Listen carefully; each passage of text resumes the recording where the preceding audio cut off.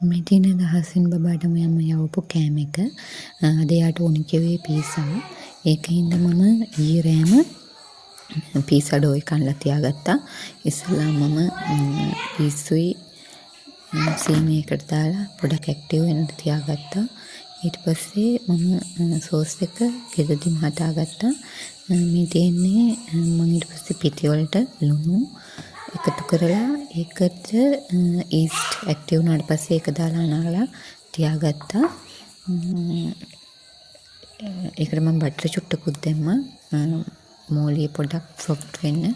වතුර දාලා හොඳට මේ මෝලිය නීට් කරගන්න ඕනේ. මේ තියෙන මම නීට් කරගත්ත මෝලිය මම මේ පීසා එක හදන්න ගෙදෙද්දිම හදාගත්ත සෝස් එකක් තමයි පාවිච්චි කරන්නේ. තක්කාලි කිරි දෙකක් තම්බලා අරගෙන ඒක හොඳට පොඩි කරලා ඊට පස්සේ ඒකට මම බැසිල් කොලයි ඔරිගානෝයි දාලා සීනි චුට්ටකුයි ලුණු ටිකකුයි දානවා. ඊට පස්සේ තෙල් එකක් ලිපේ තියලා ඒකට අර මිශ්‍රණය දා ගන්නවා.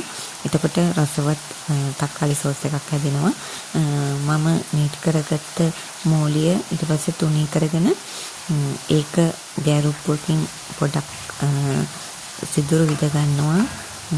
ඊට පස්සේ අර තක්කාලි සෝස් එක ඒකේ තවරගෙන ඒ තවරගත්ත පීස් එක උඩින් මම තියාගන්නවා චිකන්. මේ තියෙන මම චිකන් කෑලි අසුර ගන්න ආකාරය.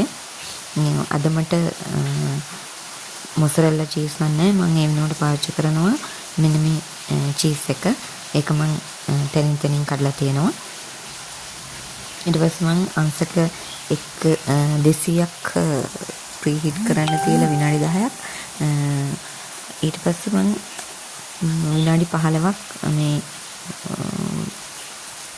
පීසා එක බේක් කරගන්නවා. මේ තියෙන්නේ විනාඩි 15කට පස්සේ මම අද බබාට යවනවා රට කජුයි පේරයි පීසා.